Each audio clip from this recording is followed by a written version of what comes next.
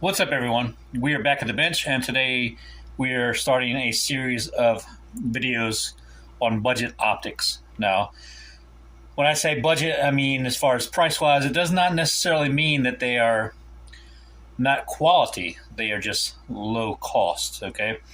And who can't benefit from low-cost options, right? Especially in the economy we're in now.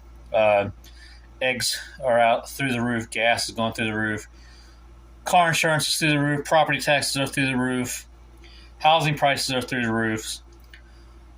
So we guys like to shoot still, right? We still like to purchase affordable firearms. So not everyone can go out and drop $5K on a optic, right? Especially when it's not their profession and it is basically a hobby, okay? So, I mean, I do have some higher end scopes, but I do not have like Night Forces or US Optics or anything like that. I have perfectly serviceable optics that are affordable, okay? And this is one of them. This is a MidTen 1-4 scope. And of course, it's the second focal plane. Take it out of its, there you go, MidTen. It comes with see-through scope covers. All right. It does have its own little throw lever, which a lot of these more expensive scopes do not even come with, right? Nice and smooth, feels good. Not overly hard, but not overly easy that you would knock it and knock out your setting, right? Okay, we take off here. We have a focus ring, and look through there. You can see, hold on, let me get it just right. You can see the reticle. You'll be able to see it more when we go outside.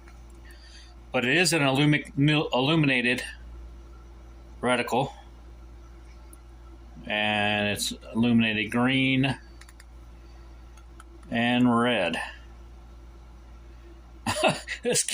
My camera work sucks, but that's all right. You'll get the idea. There you go. All right, so let's check out the clicks on the turrets, cover turrets. One click is half MOA.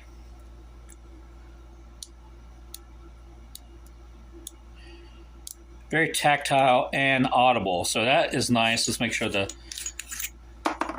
elevation turret is the same. Oh yeah, hear that? It's really nice. We're going to start out with this. It's a 30mm tube. It does come with rings. Let's take a look at these rings. Now I'm going to use these rings on my, see, they're just basic cheapo rings, okay?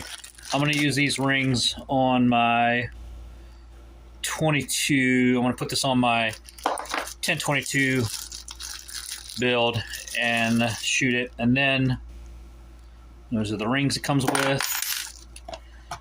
It comes with, like I said, two 2032 batteries. Now I put this illumination on the green setting, which is high, more of a battery drainer, and I put it on there 5 days ago, and still running. So it does have some good battery time.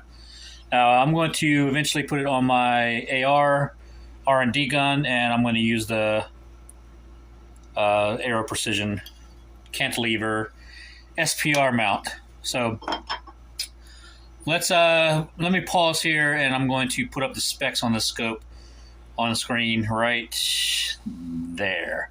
And then I'm going to take it outside and show you how it looks with the brightness of the reticles in daylight. And then we're going to put this on the 1022 and head out to the range. Hold on, I'm going to get those specs put up and take it outside. So here's what we look like on 1 power. Sources say one juvenile was shot overnight in Henrico County. There we go. Now give me a second. All right, guys, here's on 4 power. Let's see if I can hold it steady. There you go. It gives you kind of an idea. Look at the reticle. Now let's switch it. This has a green and a red illuminated reticle. Let's switch it to the red. You should not receive a live vaccine. Okay, there you go. Before starting Eplis, tell your doctor if you have a parasitic infection. Skin that's still there it is. clear. Okay, let's that's full power on the green. But keep in mind it is bright out here, so. Bluebell USA. And green against the green grass and the green bushes. All right, guys, that's an unboxing and a first look at this MidTen 1:4 low power variable optic. Now we're going to go ahead and put it on the 1022, take it out to the range. We're not going to do that in this video. This is just going to be a tabletop and an unboxing. But stay tuned. We're going to mount it up and see how it performs outside on the range. All right, guys. Thanks for watching. Stay tuned for the range footage.